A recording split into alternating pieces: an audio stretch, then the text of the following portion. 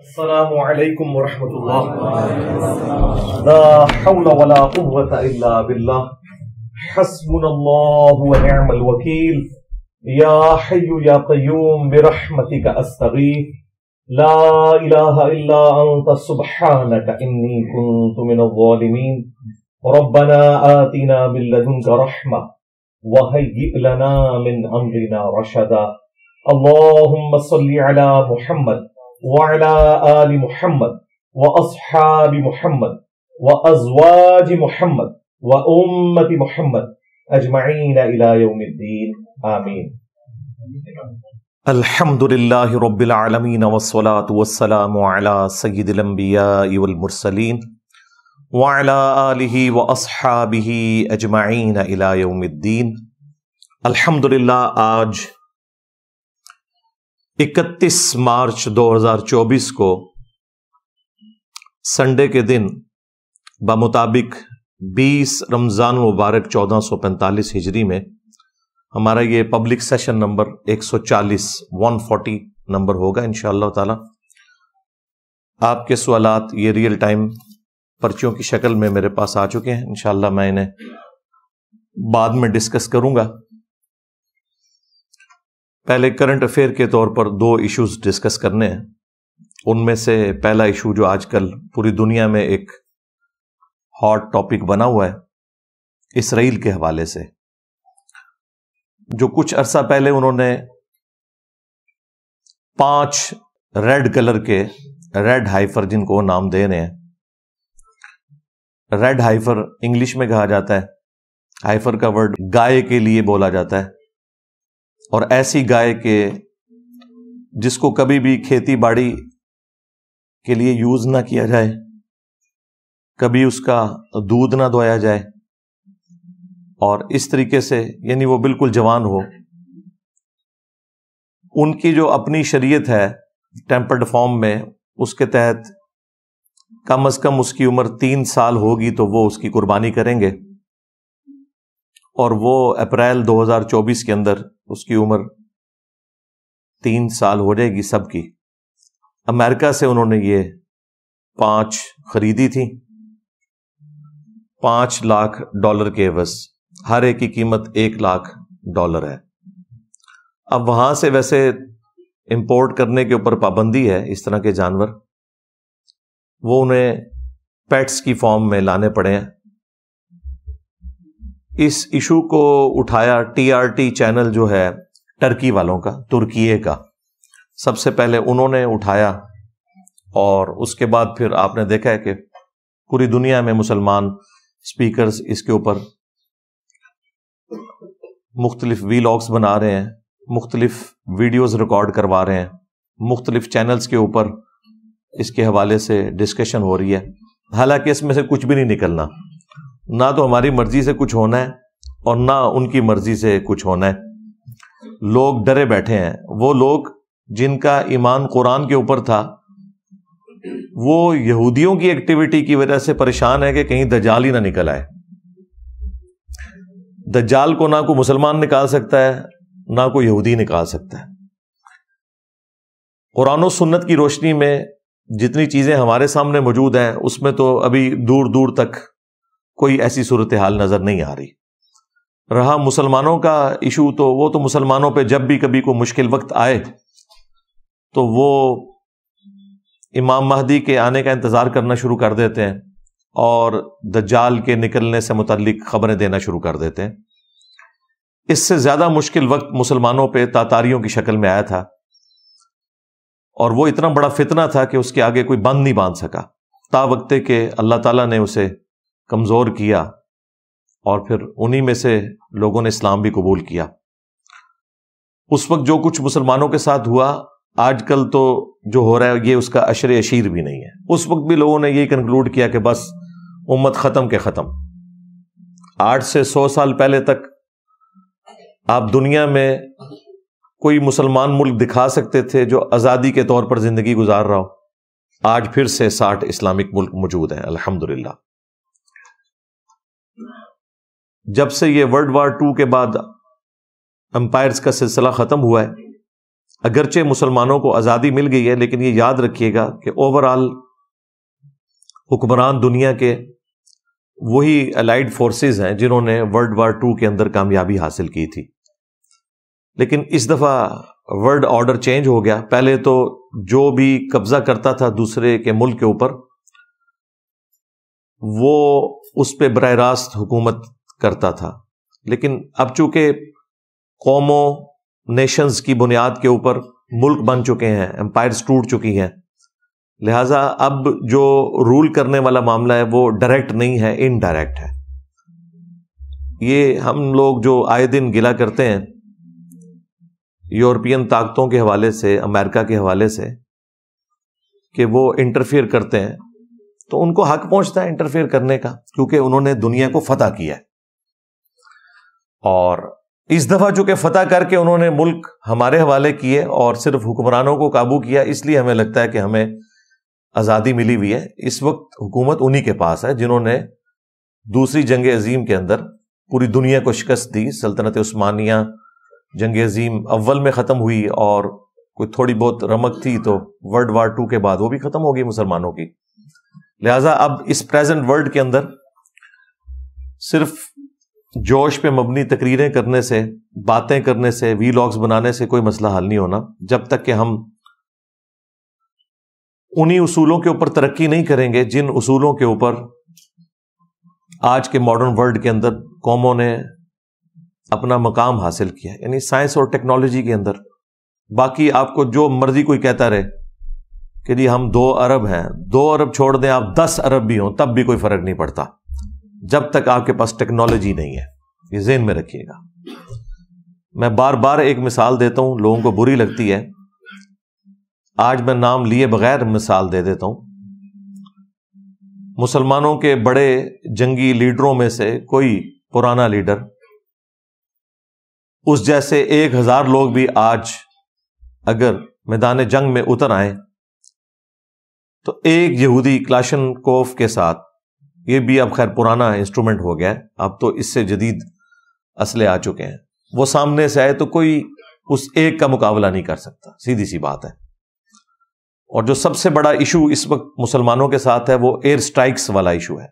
ہمارے پاس فضائیہ کی جو طاقت ہے یہ بہت کمزور ہے ایز کمپیئر ٹو امریکہ کے اور یورپ کے، اور یہی وجہ ہے کہ طالبان کو 20 سال لگے ہیں، ابھی بھی انہوں نے کوئی امریکنز کو شکست نہیں دی ہے. امریکہ خود چھوڑ کے چلا گیا افغانستان، کیونکہ انہیں ایک بھاری ایک خرچہ کرنا پڑ رہا تھا. ادروائز اگر اب بھی وہ چاہتے تو سسٹین کرتے. زمینی جنگ میں وہ مقابلہ نہیں کر سکتے تھے، اور اس میں بھی کوئی مسلمانوں کا بنایا ہوا اسلحہ نہیں تھا، یہ اسلحہ رشیا دیتا تھا طالبان کو. ظاہر ہے ان کے پاس تو کوئی ٹیکنالوجی نہیں ہے. رشیا نے جو کولڈ وار ہاری تھی امریکہ سے انہی افغانیوں کے تھرو، اس کا بدلہ پھر انہوں نے اتارا. تو اسلحہ ان کا، ٹیکنالوجی ان کی، اور ہمارے پاس صرف وی لاگز ہیں بنانے کے لیے، لوگوں کے خون گرمانے کے لیے. تو ان خوابوں کی دنیا سے باہر نکلیں اور ریئل ورلڈ کو پہچانیں. یہ کوئی بزدلی والا معاملہ نہیں ہے، یہ حقائق والا معاملہ ہے، اور حقائق کے ساتھ ہی دنیا چلتی ہے. سیدنا خالد ابن ولید رضی اللہ تعالیٰ عنہ اگر میدان جنگ میں تلوار کے ساتھ آتے تھے تو سامنے سے رومن جنرل بھی تلوار کے ساتھ ہی آتا تھا. یہ نہیں تھا کہ اس کے ہاتھ میں کوئی پسٹل تھی، ورنہ وہ تو حضرت خالد ابن ولید کو قریب بھی نہ لگنے دیتا. تو یہ جو آپ کو ایک جھوٹ بولا جاتا ہے نا کہ برابر کا اسلحہ نہیں تھا اور صحابہ کرام نے فتوحات حاصل کر لی، پارشلی یہ بات درست ہے. کوانٹٹی وائز ان کے برابر کا نہیں تھا، لیکن کوالٹی وائز وہی تھا. تلوار کے مقابلے پہ تلوار ہی ہوتی تھی. آج مجھے بتائیں ہمارے اسلحے کیا اس قابل ہیں کہ ہم ان کو آنکھیں دکھائیں؟ ہمارے پاس F-16 ہے، اور اس کے بھی جو پرزے خراب ہوتے ہیں، کوئی ایشو ہوتا ہے تو ہمیں امریکہ کی منتیں کرنی پڑتی ہیں. اور اسرائیل کے پاس F-35 ہے. ہاں جی، 16 دونی 32 تے 3 وچ جمع کرو تے 35 آندا ہے. F-16 اور وہ F-35، اتنا فرق ہے. اسے رن وے پہ بھی بھاگنے کی ضرورت نہیں ہے، ایسے ہی اڑتا ہے اور ایسے ہی وہ اتر بھی جاتا ہے. اور یہ تو میں نے آپ کو ایک چیز بتائی ہے، اور کافی ساری چیزیں ہیں، اور اسرائیل نے ثابت کیا ہے 67 میں اس نے پوری عرب دنیا کو شکست دی ہے. اس کے بعد سے بھی جو صورتحال ہے وہ آپ کے سامنے ہے. تو اس وقت یورپ اور امریکہ اسرائیل کی پشت کے اوپر کھڑے ہوئے، اور ہمارے معاملات صرف دعاؤں تک ہی ہو سکتے ہیں، یا زیادہ سے زیادہ ہم کوئی مذمتی قرارداد پیش کر سکتے ہیں. باقی یہ کہنا کہ ہم 2 ارب ہیں، ہم یہ کر دیں گے، ہم وہ کر دیں گے، یہ ساری باتیں ہم 7 اکتوبر کو بھی سن رہے تھے، اور اینڈ رزلٹ آپ کے سامنے ہے. میں نے پہلے دن ہی کہہ دیا تھا کہ اب اسرائیل اس معاملے کو فنش کرے گا بالکل. اور لوگ کہہ رہے تھے جی آپ دیکھیں گے یہ ہو جائے گا، وہ ہو جائے گا. میں نے کہا تھا یار خوابوں کی دنیا سے باہر نکلو. ٹھیک ہے آپ نے ڈالرز بنا لیے ہیں اس طرح کے ویلاگز بنا کے، لوگوں کا خون بھی گرما لیا، نوجوان نسل کے مینٹل ماڈل بھی بدلنے کی کوشش کی، اس میں سے کچھ نہیں نکلے گا. یہ صرف علمی شہوت ہے، ویڈیوز میں پوری کریں، ڈسکشن میں پوری کریں، اس میں سے نکلنا کچھ بھی نہیں ہے. ہاں بالکل ذہن میں رکھیے گا. جس طرح ہمارا یہ دعویٰ ہے کہ آج تک جتنی بھی اسلامک آرگنائزیشنز آئی ہیں جنہوں نے دعوت و تبلیغ کا کام کیا ہے، انہوں نے اصل مرض کو نہیں پکڑا، یا خلافت موومنٹ جو ہے انہوں نے اصل مرض کو نہیں پکڑا، اور وہ یہ تھا کہ مسلمانوں کی اکثریت ان عقائد اور نظریات کے اوپر ہے جو صراحتاً قرآن و سنت کے منافی ہیں. جب تک آپ ان کے عقائد درست نہیں کرتے ان کے اوپر اسلامی نظام کا فائدہ ہی نہیں، کیونکہ وہ تو اس اسلام کو مانتے ہی نہیں جو قرآن و سنت میں لکھا ہے. وہ تو صوفیاء کے اسلام کو مانتے ہیں، وہ تو بزرگوں کے اسلام کو مانتے ہیں. ان کے تحت تو ہر بزرگ کا مزار بننا چاہیے، قرآن و سنت کے تحت تو مزارات ہونے نہیں چاہیے. اب مجھے بتائیں اتنا بڑا جب کنفلکٹ آئے گا تو کیا اسلامک سزائیں ان کے اوپر نافذ ہوں گی، کیا اسلامک نظام ہوگا؟ خیر یہ الگ سے ٹاپک ہے، یہ ٹاپک نہیں تھا. ٹاپک وہی جو 5 گائے خریدی ہیں انہوں نے، جس کی وجہ سے مسلمان پریشان ہے کہ پتہ نہیں اب ان کا مسایہ نکل آئے گا، اینٹی کرائسٹ، مسیح الدجال، جھوٹا دجال. وہ بھی مسایہ ہے، وہ جھوٹا مسایہ ہے، اور ہم عیسیٰ مسیح کے ماننے والے ہیں جو کہ سچے مسیح ہیں. اس حوالے سے آپ نے مختلف ٹی وی چینلز کے اوپر بھی آج کل رمضان نشریات کے اندر بھی پروگرام دیکھے ہوں گے، خصوصاً آج کل وہ سما ٹی وی کے اوپر ہمارے جو ساحل ادیم بھائی ہیں وہ بھی انہی ٹاپکس کے اوپر گفتگو کر رہے ہیں. سامنے لا کے انہوں نے ایک بریلویوں کے مفتی صاحب بٹھائے ہوئے ہیں، مفتی سخاوت صاحب، اور ان کا کام یہ ہے کہ جو ساحل صاحب نے بات کرنی ہے اس کے اپوزٹ کوئی بات کرنی ہے تاکہ اسے کاؤنٹر کیا جائے. اور ایک ساتھ ڈمی میوزیم سے ایک عربی بھی بیٹھے ہوتے ہیں جو بس ایسے ایسے کرتے رہتے ہیں. 1-2 دفعہ میں نے ان کو بولتے ہوئے دیکھا یا دعا کرواتے ہوئے، باقی وہ مسکراتے ہیں اور ایسے ایسے کرتے ہیں. ان کا اتنا ہی کام ہے. اب یہ جو ٹاپک آج کل ڈسکس ہو رہا ہے ٹی وی کے اوپر، اس میں کوئی شک نہیں کہ بنی اسرائیل کی جو ہسٹری ہے اس کے حوالے سے ساحل ادیم صاحب کی کمپیٹنسی ہے، انہیں پتہ ہے. چند ایک معاملات میں ہمیں ان سے اختلاف ہے، لیکن اوورآل اس حوالے سے ان کا جو نالج ہے وہ ایکسٹرا آرڈنری ہے. اور ظاہر ہے علماء کو تو ان چیزوں کا پتہ ہی نہیں ہے کہ یہ فرسٹ ٹیمپل کون سا تھا، سیکنڈ کون سا تھا، کس طریقے سے یہ سارے کے سارے معاملات ہوئے. حالانکہ قرآن حکیم میں ان ساری چیزوں کا ذکر موجود ہے. سورہ بنی اسرائیل کے پہلے رکوع کے اندر اللہ تعالیٰ نے بنی اسرائیل کے اوپر جو 2 عروج اور 2 زوال آئے ان کا ذکر کیا ہے کہ کس طریقے سے اللہ تعالیٰ نے کافروں کے ذریعے ان کی پٹائی کروائی. پہلی دفعہ جو ٹیمپل انہوں نے تعمیر کیا تھا وہ نیبوکیڈ نظر کے ذریعے تباہ و برباد ہوا، جو 1,33,000 یہودیوں کو ایک دن میں اس نے قتل کیا، اور اتنے ہی یہودیوں کو وہ قیدی بنا کر بیبلونیا میں، بابل میں لے گیا. اور اللہ تعالیٰ کا پھر کرنا ہوا، ذوالقرنین بادشاہ سامنے آئے اور انہوں نے اس کو شکست دی اور یہودیوں کو آزادی مل گئی، اور یہودی دوبارہ شام کی سرزمین میں آئے اور دوبارہ سے انہوں نے ہیکل سلیمانی کو تعمیر کیا. پھر اللہ تعالیٰ نے انہیں ایک عروج دیا، لیکن پھر وہی وقت گزرنے کے ساتھ ان میں شرکیہ عقائد اور نظریات آنا شروع ہو گئے، دنیا کی محبت گھر کر گئی. پھر اللہ تعالیٰ کی طرف سے دوسرا عذاب کا کوڑا پڑا. یہ ساری تفصیل سورہ بنی اسرائیل کے بالکل سٹارٹ میں ہے.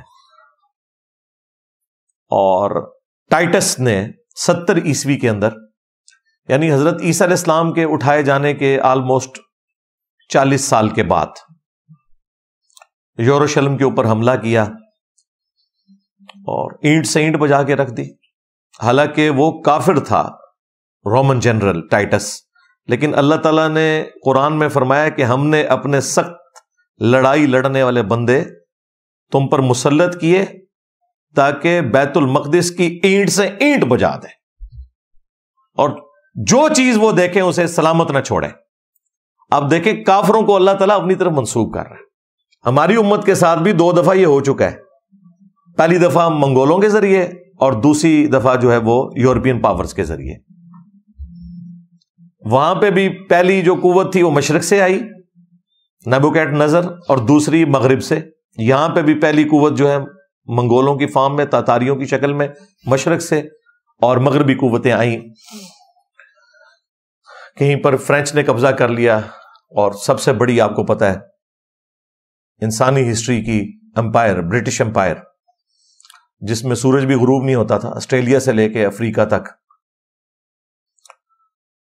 یہ تو اللہ کا شکر ہے کہ سیکنڈ ورلڈ وار کے بعد گریٹ برٹن اتنی کمزور ہو گئی ہٹلر کے ساتھ لڑنے کی وجہ سے کہ اس شر میں سے یہ خیر نکلا کہ جزوی آزادی ہمیں مل گئی اور ہمارے ملک بن گئے. لیکن چونکہ فاتح وہ ہیں، اوورال رول انہی کا ہے اس وقت. یعنی میری خواہش کے اوپر نہیں ہے، میں آپ کو ریئلٹی بتا رہا ہوں. ہو سکتا ہے لوگ کہیں کہ جی یہ بڑا خوش ہے، میں آپ کو ریئلٹی بتا رہا ہوں.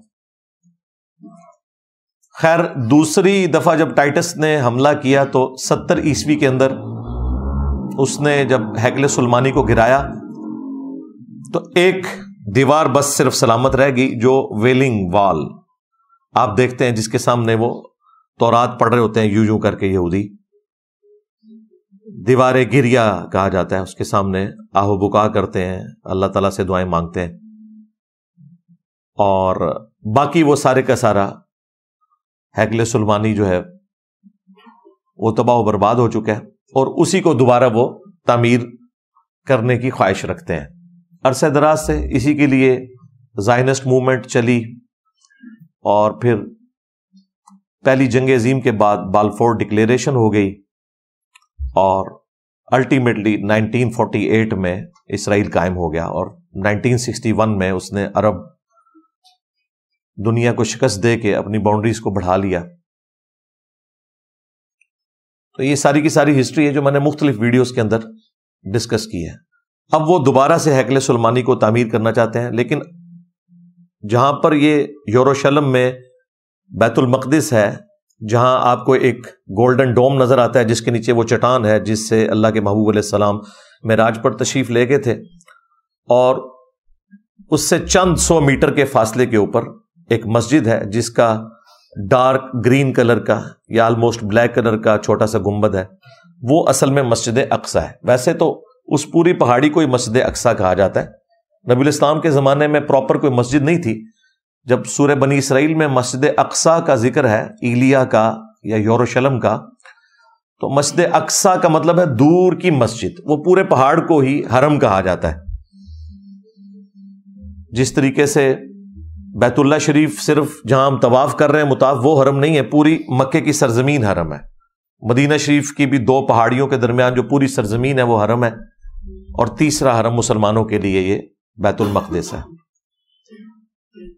بیت المقدس مسلمانوں کا قبلہ اول نہیں ہے، یہ قبلہ اوسط ہے. مسلمانوں کا قبلہ اول خانہ کعبہ شریف ہے، ابراہیمی قبلہ.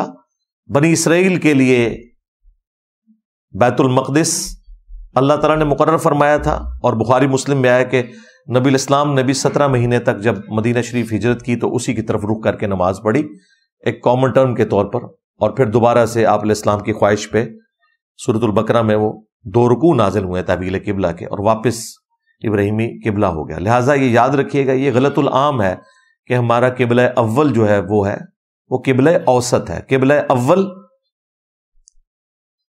بیت اللہ شریف ہے.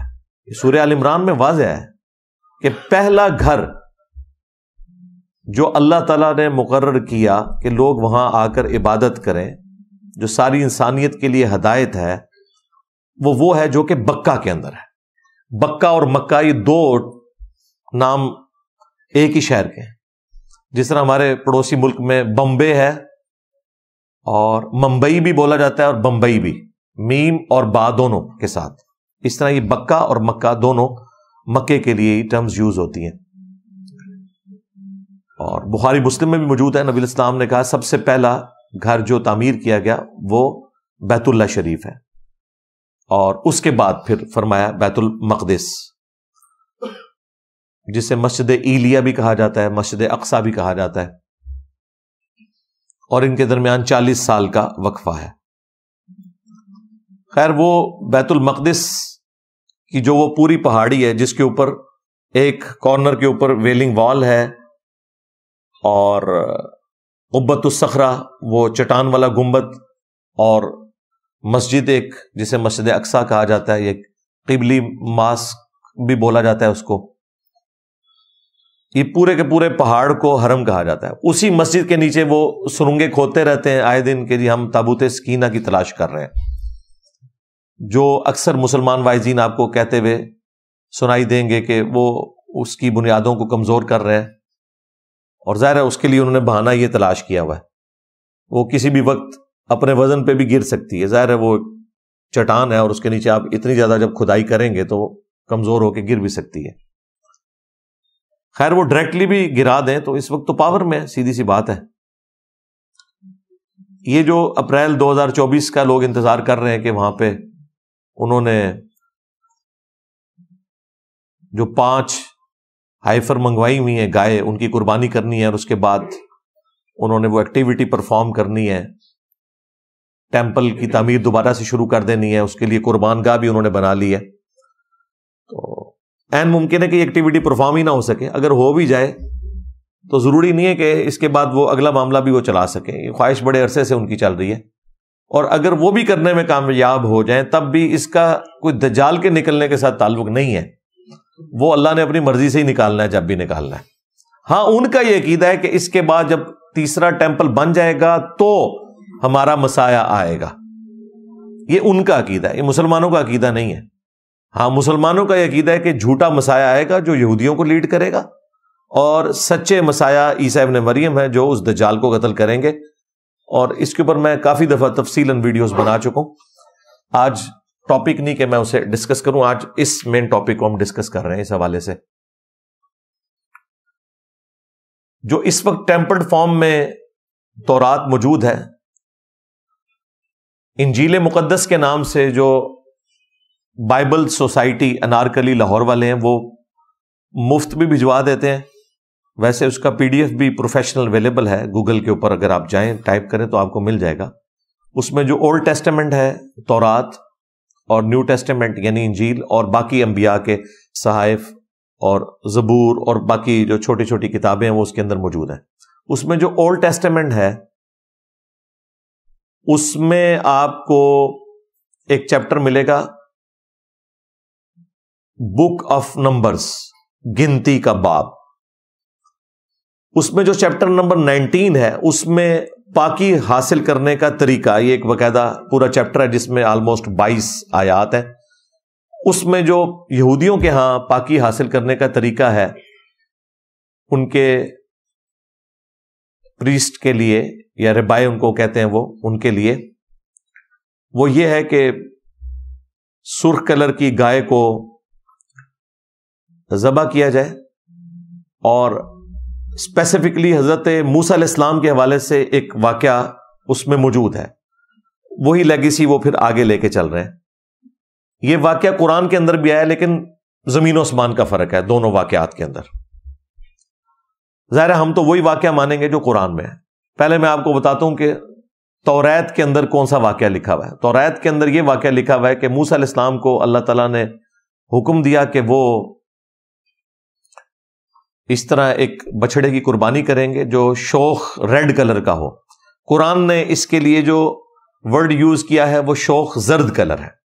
اب جو لنگوسٹک کے ماہر ہیں وہ کہتے ہیں کہ یہ بیسیکلی ایک لینگویج کا بیریئر ہے. عربی زبان میں اس کے ایکویلنٹ یہی ورڈ یوز ہوتا تھا. ویسے بھی ڈارک زرد کلر اور شوخ ریڈ کلر آلموسٹ قریب قریب ہوتے ہیں, لہذا اس میں زیادہ تحقیق میں پڑھنے کی ضرورت نہیں ہے. بہرحال وہ ایک یونیک قسم کا بچڑا تھا جس کی پوری تفصیلات سورۃ البقرہ میں آئی ہیں, جو انہوں نے بہانے کیے کہ ہمیں بتایا جائے کس رنگ کا ہو, اور پھر اللہ تعالیٰ نے ایک ایک چیز اس کی کھول کے بیان کی. شکر اینڈ پہ انہوں نے انشاءاللہ کہا, قربانی کرنے میں وہ کامیاب ہو گئے. قرآن تو اس کی ریزن یہ بتاتا ہے کہ چونکہ سامری جادوگر نے ایک بچڑا بنایا جو کہ بولتا بھی تھا, اور وہ بنی اسرائیل کے لیے آزمائش تھی, اور اللہ تعالیٰ نے اسے اپنی طرف منسوب کیا ہے کہ ہم نے فتنے میں ڈالا ہے تیری قوم کو, اے موسیٰ, جو تو نے کوہ طور پہ آنے کی جلدی کی تو ہم نے تیری قوم کو فتنے میں ڈال دیا, اور سامری نے یہ سارا کام ان کے ساتھ کر دیا. سامری کو نظر آ گیا کہ حضرت جبرائیل علیہ السلام کے پاؤں کی خاک جو ہے اس کی برکت اس نے دیکھ لی, وہ جہاں پاؤں پڑتا تھا وہاں سبزہ نکل آتا تھا. قرآن میں اشارتاً اس بات کا ذکر موجود ہے کہ اس نے رسول کے پاؤں کی خاک لی, یعنی وہ حضرت جبرائیل علیہ السلام کے, اور ان کا پاؤں تھا یا ان کی سواری کا پاؤں تھا. بہرحال اتنی تفصیلات میں تو ہمیں جانے کی ضرورت نہیں ہے. بہرحال اس کو to cut the story short, اس نے وہ بچڑے میں ڈالی اور اس میں سے آواز نکلنی شروع ہوگی, اور وہ بھی ایک رینڈم آوازیں تھی. یہ نہیں تھا کہ وہ لوگوں کے ساتھ ڈائریکٹ کلام کر لیتا تھا, بس جو بے ڈھنگم قسم کی آواز نکل آتی تھی.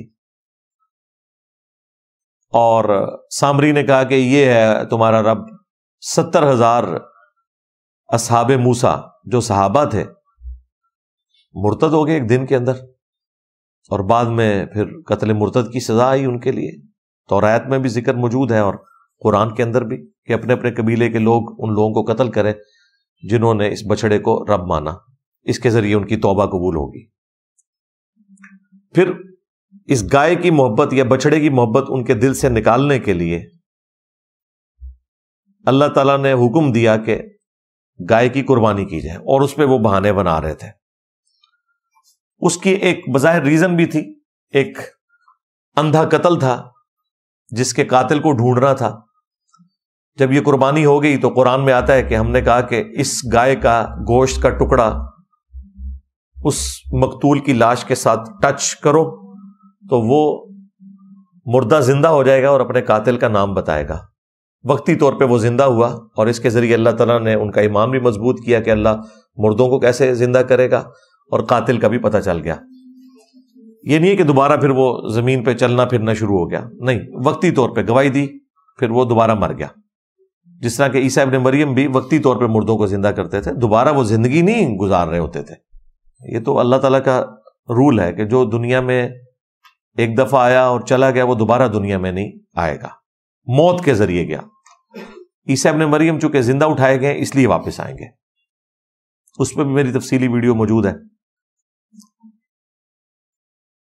تو اس قاتل کا بھی پتہ چل گیا, اور اللہ تعالیٰ نے ایک معجزہ بھی دکھا دیا. قرآن میں تو یہ واقعہ, توریت کے اندر یہ ہے کہ موسیٰ علیہ السلام کو کہا گیا کہ آپ اس طرح بچڑے کی قربانی کریں, اور اس کو ذبح کرنے کا بڑا تفصیلی طریقہ ہے کہ اس میں اب واللہ عالم یہ اوریجنل ایسے ہی نازل ہوا تھا یا اس کو انہوں نے کس طریقے سے ٹیمپر کیا. کچھ چیزیں ٹھیک بھی ہوں گی, کچھ مکس کر دی ہیں.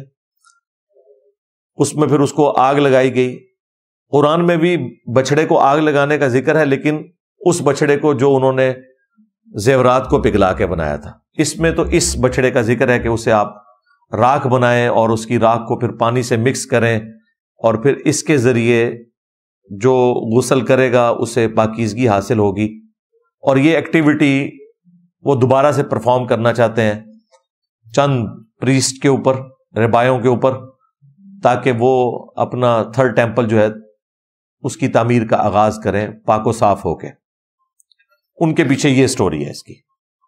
تو یہ میں نے آپ کو توریت والا جو ورژن ہے وہ بھی بتا دیا کہ اس کے اندر کس حوالے سے لکھا ہوا ہے. قرآن کے ساتھ اس کا کوئی لینا دینا نہیں. اور یہ ذہن میں رکھیے گا کہ ہم نالج کے طور پر ضرور انجیل کو، تورات کو پڑھتے ہیں، لیکن اس کی کسی بات کو بھی درست نہیں سمجھتے اس وقت تک جب تک کہ وہ فٹ ان نہ بیٹھے قرآن کے ساتھ. کیونکہ سورۃ البقرہ میں، سورہ آل عمران میں اللہ تعالیٰ نے فرمایا کہ ان کتابوں کے ماننے والوں نے دنیا کی محبت میں، دنیا کی دولت کی لالچ میں اللہ کی آیات کو بیچ دیا اور اپنے ہاتھوں سے کتاب میں تحریف کر دی دنیا کی منفعت کی خاطر. اب اس کا حل کیا ہے؟ وہ بھی سورہ آل عمران میں آیا کہ ہم نے تورات نازل کی تھی، اس کے بعد انجیل نازل کی، اور اب الفرقان یعنی اس کتاب کو نازل فرمایا جو حق اور باطل میں تمیز کرنے والی کتاب ہے. یہ بتائے گی کہ تورات اور انجیل کی کون سی بات درست ہے اور کون سی غلط. بلکہ سورۃ المائدہ میں تو اللہ تعالیٰ نے فرمایا یہ المہیمن ہے، نگہبان ہے ان کتابوں کے اوپر. یہ ڈیسائیڈ کرے گی کہ ان کی کون سی بات درست ہے اور کون سی بات غلط ہے. تو اس طرح جو اسرائیلی روایتیں ہیں یا ان کی کتابوں میں جو کچھ آیا اس میں احتیاط کرنی چاہیے. البتہ جس طرح اس پروگرام کے اندر سائل ندیم صاحب سے وہ مفتی صاحب کہہ رہے تھے نا کہ تورات تو پڑھنا ہی گناہ کا کام ہے، اور نبی صلی اللہ علیہ وآلہ وسلم ناراض ہو گئے تھے حضرت عمر فاروق رضی اللہ تعالیٰ عنہ سے اس بات کے اوپر. اس روایت کا انہوں نے ریفرنس نہیں دیا. وہ روایت سنن دارمی میں موجود ہے اور مشکات کے اندر بھی پہلی جلد کے اندر آپ کو مل جائے گی. وہ روایت اصول محدثین کے اوپر انتہائی کمزور ہے. اس میں جو مجالد راوی ہے وہ محدثین کے نزدیک انتہائی کمزور راوی ہے. لہذا وہ روایت کے حضرت عمر فاروق تورات کے چند صفحے پڑھ رہے تھے تو نبی الاسلام ناراض ہوئے، اصول محدثین کے اوپر کمزور ہے. میں نے کوئی 2008-9 میں اس روایت کو بیان کیا تھا اور اوائل ہی میں نے اس سے رجوع کر لیا تھا کہ یہ اصول محدثین کے اوپر چونکہ روایت کمزور ہے، اور سب سے بڑھ کر یہ قرآن کے خلاف ہے. قرآن میں تو ایسی کوئی بات رپورٹ نہیں ہوئی ہے. قرآن میں تو بالکل اس کے الٹ آیا ہے، بلکہ قرآن میں تو سیدھا آیا ہے، یہ بالکل الٹ ہے قرآن کے. وہ سورہ آل عمران کے اندر موجود ہے جو اونٹ کی حرمت کے پوائنٹ آف ویو سے ایک غلط عقیدہ بنا لیا تھا بنی اسرائیل نے، تو اللہ تعالیٰ نے اس کا رد کیا کہ حضرت اسرائیل علیہ السلام یعنی کہ یعقوب، یہ ان کا لقب تھا. اسرائیل کا مطلب ہے اللہ کا بندہ. یہ ان کی ذاتی ایک ناپسندیدگی تھی کہ وہ اونٹ کے گوشت کو پسند نہیں کرتے تھے. خود انہوں نے اپنے اوپر اس کو حرام کر لیا تھا یا استعمال چھوڑ دیا تھا، اور تورات نازل ہونے سے پہلے کی بات ہے. پھر اللہ تعالیٰ نے فرمایا قل فأتوا بالتوراۃ، اے نبی ان سے فرماؤ کہ تورات لے کر آؤ. فتلوہا ان کنتم صادقین، اور پھر اس کی تلاوت بھی کرو اگر تم سچے ہو. بتاؤ تورات میں کہاں لکھا ہے کہ اونٹ کا گوشت جو ہے وہ کھانا حرام ہے؟ کیونکہ حضرت موسیٰ علیہ السلام کے ذریعے اللہ تعالیٰ نے اسے واضح کر دیا تھا. جب قرآن یہ کہہ رہا ہے کہ تورات لے کر آؤ، کئی مواقع پہ قرآن حکیم میں اس طرح کی آیات ہیں، تو ظاہر ہے قرآن جب خود مان رہا ہے کہ وہ ٹیمپرڈ کتابیں اور پھر یہ کہہ بھی رہا ہے کہ لے کر آؤ، تو اس کا مطلب ہے 100% ٹیمپرڈ نہیں ہے.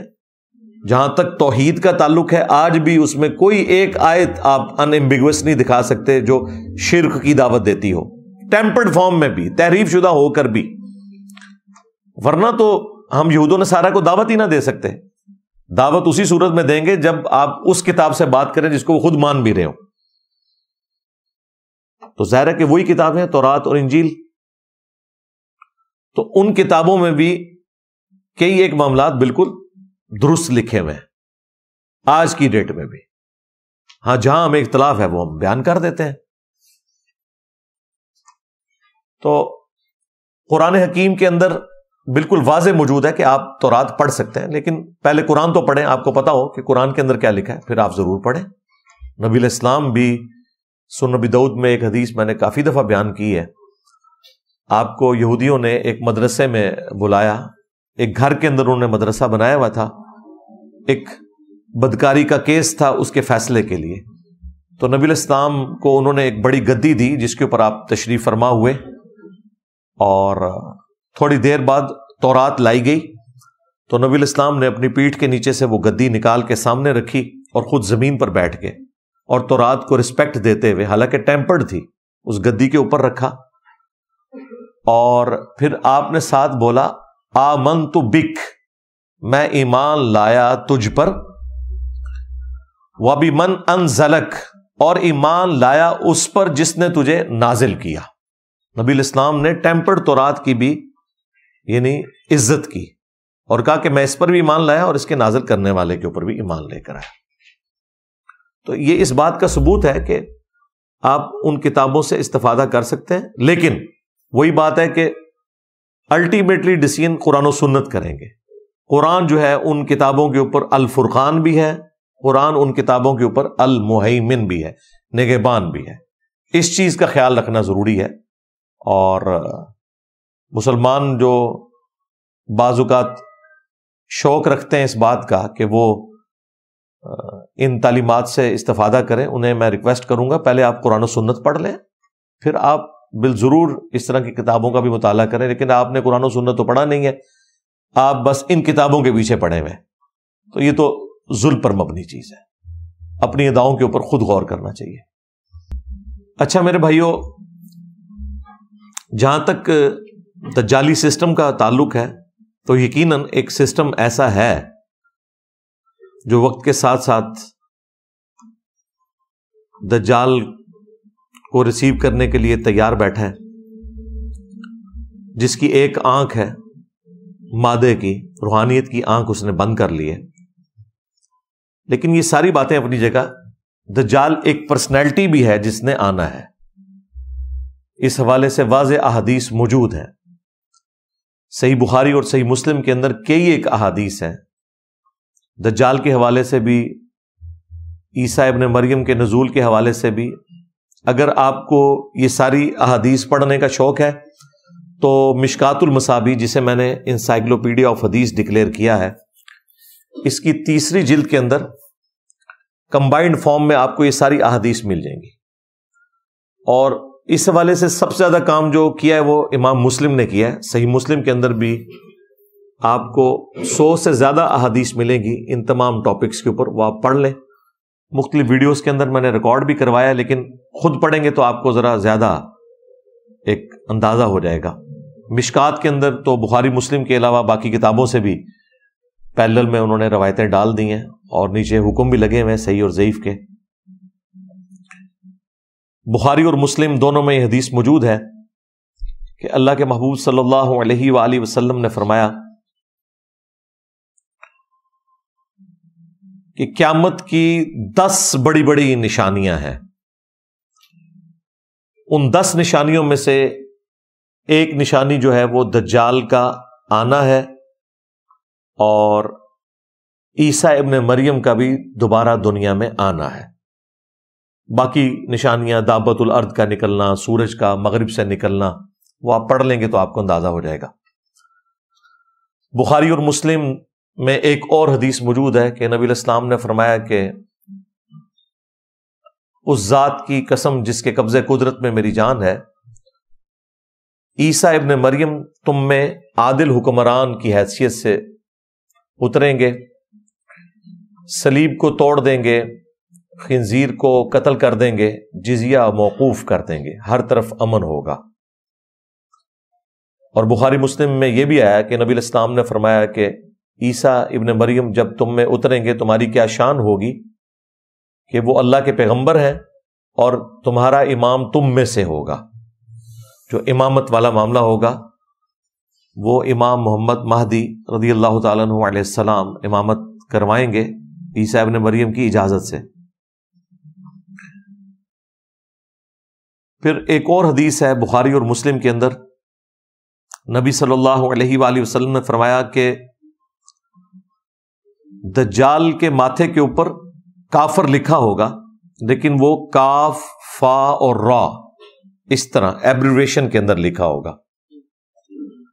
اہل ایمان تو پڑھ لیں گے، پہچان لیں گے، باقی جن کی قسمت میں گمراہی لکھی ہے وہ اسے پہچان نہیں سکیں گے۔ آج بیان کرنا تو بڑا آسان ہے، لیکن جب وہ سامنے آئے گا پھر پتہ چلے گا. ہو سکتا ہے یہ لوگ تعویل کریں کہ یہ کافر نہیں لکھا ہوا، یہ کاف سے کشف ہے، فا سے فیض ہے اور را سے روحانیت ہے. ہاں، یہ تو جس بابے کو بھی وہ کرتب کرتے ہوئے دیکھتے ہیں نا اس کے سامنے گر پڑتے ہیں. جبکہ بخاری مسلم میں آئے کہ ایک مؤمن کھڑا ہوگا دجال کے مقابلے کے اوپر، وہ کہے گا تو دجال ہے، کیونکہ میرے نبی کی حدیث مجھے پہنچی ہے. وہ کہے گا دیکھو میں تو زمین سے سبزہ اگا رہا ہوں، آسمان سے بارش برسا رہا ہوں، اور تجھے بھی قتل کر کے تجھے زندہ کر لوں گا. وہ اسے قتل کرے گا، 2 ٹکڑے کر کے دوبارہ زندہ کر لے گا. اس سے بڑی تو کوئی چیز نہیں تھی نا. نبی الاسلام کہتے ہیں کہ پھر وہ اس سے کہے گا کہ مجھ پر ایمان لا. وہ کہے گا کہ تو دجال ہے، کیونکہ میرے نبی کی حدیث مجھے پہنچی ہے. اب مجھے بتائیں کہ یہ بابوں کا ماننے والا کوئی ہو سکتا ہے؟ اس نے تو کہنا ہے یہ تو عبد القادر جیلانی پارٹ 2 آ گیا. ہاں، وہ بھی ان کی طرف غلط بات منسوب ہے. انہوں نے کہیں کو مردہ نہیں زندہ کیا، ان بیچاروں کو تو پتہ ہی نہیں. ان کے تو فرشتوں کو بھی نہیں پتا ہوگا کہ ان کے ساتھ کیا کیا انہوں نے. یہ جو قرآن و سنت کے اوپر بات کرتے ہیں، یعنی وہ بابی نہیں ہوگا، کتابی ہوگا، کتابوں کا ماننے والا مسلم ہوگا، بابی مسلم نہیں ہوگا. پھر نبی اسلام کہتے ہیں کہ وہ دوبارہ قتل کرنے کی کوشش کرے گا تو وہ قادر نہیں ہوگا اس کے قتل کے اوپر. پھر وہ اسے اٹھا کے اپنی جہنم میں پھینک دے گا، جو اس کے ساتھ ایک جنت اور جہنم چل رہے ہوں گے. اب اس کی تفصیلات نہیں بتائے گی، لیکن ایکچولی وہ جا کے جنت میں نکلے گا، اور وہ اس وقت کا سب سے بہترین شہید ہوگا، سید الشہداء، کیونکہ اس نے کلمہ حق بلند کیا ہوگا.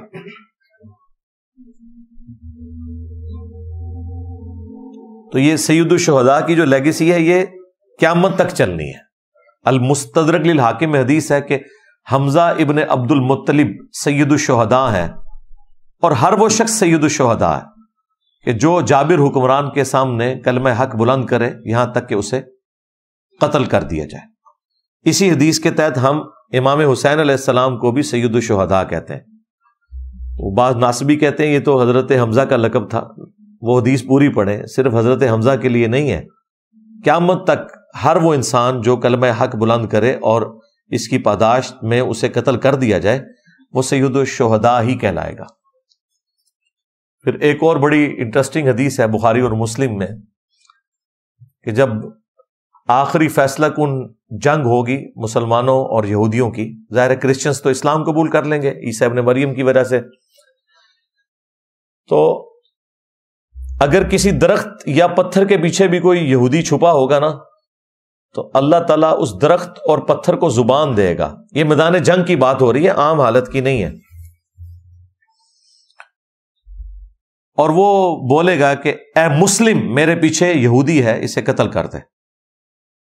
یہ باقاعدہ الفاظ ہیں، اے مسلم، اے بریلوی، اے دیوبندی، اے شیعہ، اے وہابی، اے حنفی شافی مالکینی، اے مسلم.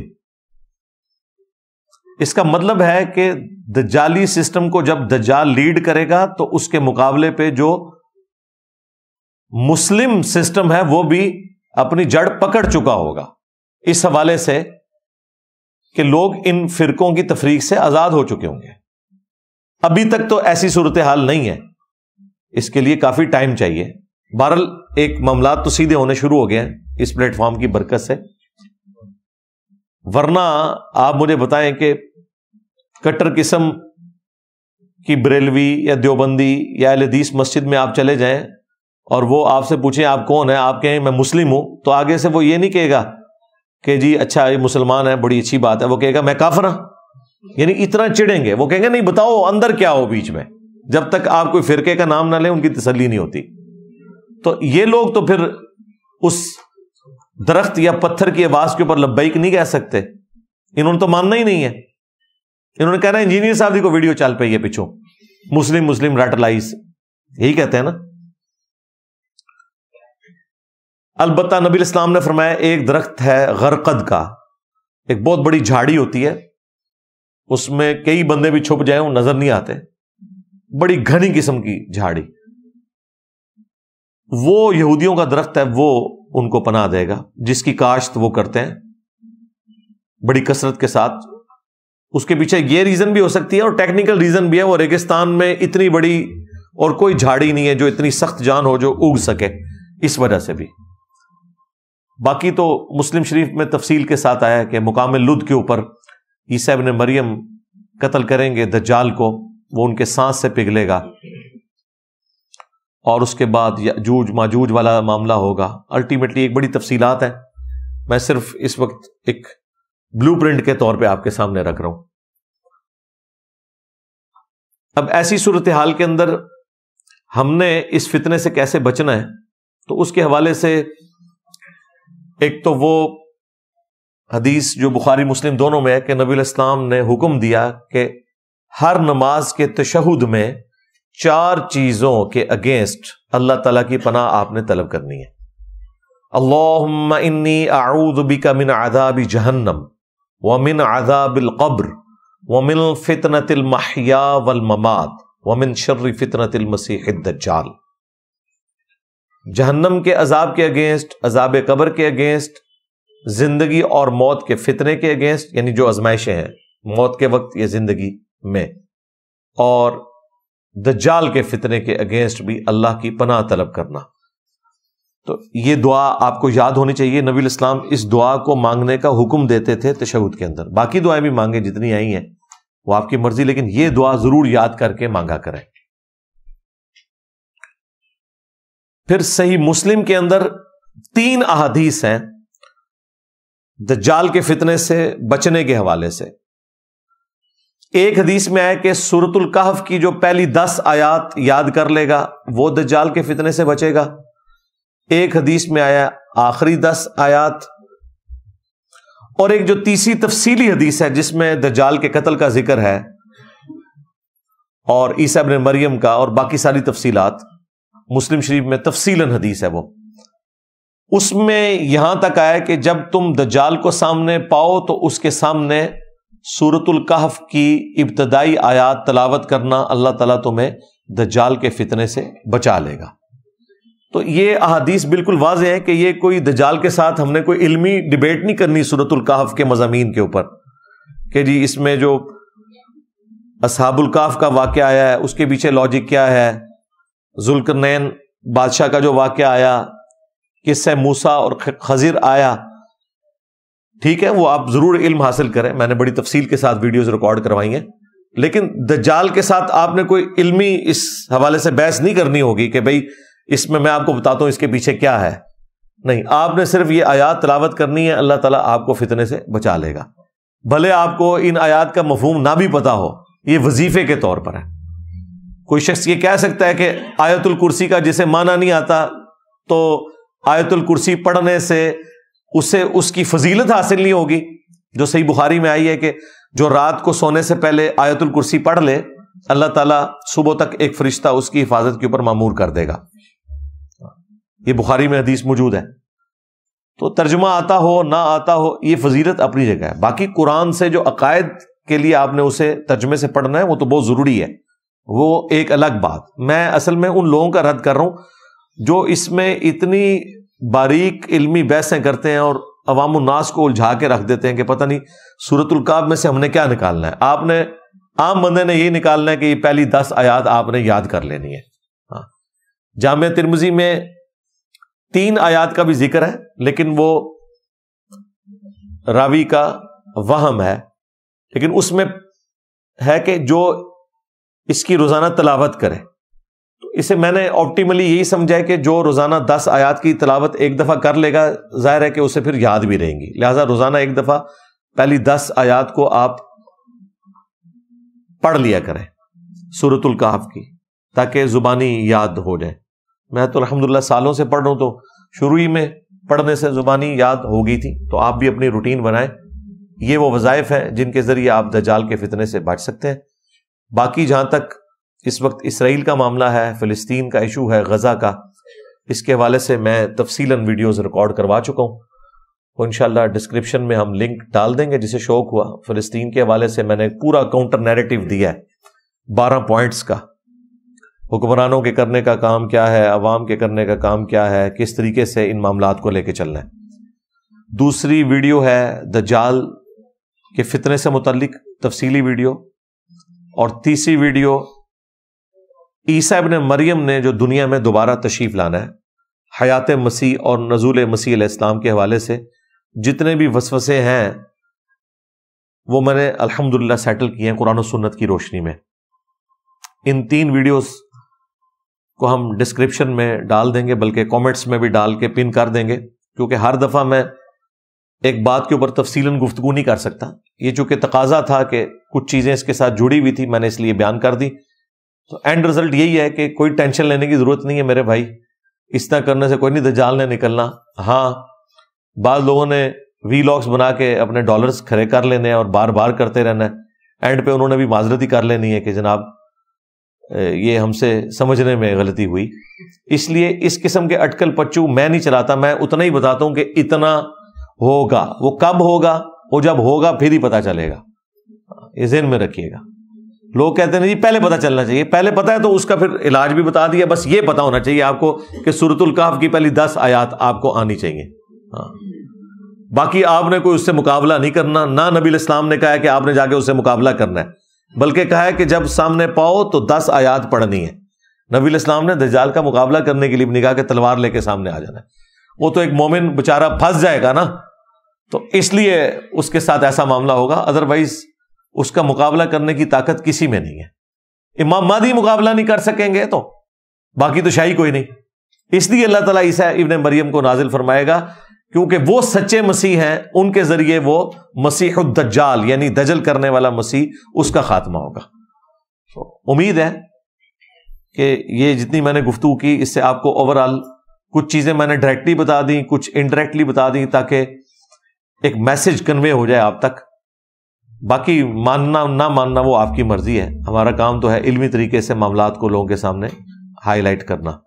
اللہ تعالی ہمیں دجال کے فتنے سے محفوظ فرمائے، اور فلسطین کے مسلمان جس تکلیف سے گزر رہے ہیں اللہ تعالیٰ غیب سے ان کی عزت آبرو جان و مال کی حفاظت فرمائے، بلکہ پوری دنیا میں مسلمان، چائنا میں، انڈیا میں، کشمیر میں، افغانستان میں، یمن میں، عراق میں، شام میں، فلسطین میں، جہاں کہیں تکلیف کی زندگی گزار رہے ہیں، پاکستان میں بھی غیب سے ان کی عزت آبرو جان و مال کی حفاظت فرمائے۔ صلو علی محمد و آل محمد، اللہم صلی علی محمد وعلی آل محمد واصحاب محمد وازواج محمد وامت محمد اجمعین الی یوم الدین، آمین۔